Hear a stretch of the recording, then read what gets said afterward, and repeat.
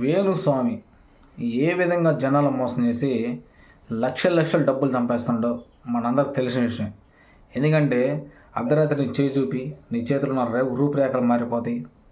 తెల్లారి పొద్దున కల్లా నువ్వు కోటేశ్వరుడు అయిపోతావు. రేపు పొద్దున 4 ఫ్లాట్లు కొనుక్కొని లగ్జరీ లైఫ్ అనుభవిస్తావు అని చెప్పి జాతకాలు చెప్పుకుంటూ బతికే మన వేణుస్వామి సాక్షాత్తు నాగ చైతన్య ఫ్యామిలీ మనం మ్యారేజ్ చేసుకున్నా కూడా వాడి దరిద్రపు నోటితో ఒక మాట వాగడం జరిగింది. సో ఇప్పుడు కూడా సోషల్ మీడియా మొత్తం వేణుస్వామి గురించే డిస్కషన్ జరుగుతుంది. ప్రభుత్వం దీని గురించి ఎందుకు చర్యలు తీసుకోవట్లేదు ఒకసారి ఆలోచించండి. డిపార్ట్మెంట్కి తెలుసు వేణుస్వామి అడ్డగోలుగా ఏ విధంగా డబ్బులు సంపాదిస్తాడు అనేది మనకే తెలుసు. కానీ ప్రభుత్వం మట్టికి లీగల్గా వాడి మీద చట్టపరమైన చర్యలు తీసుకోదు. వాడు చెప్పే జాతకాలు చెబుతాడు, జనాలు మోసం చేస్తాడు, డబ్బులు మొత్తం పిండుకొని సంపాదించుకుంటాడు. మరి డిపార్ట్మెంట్ మట్టికి యాక్షన్ తీసుకోదు.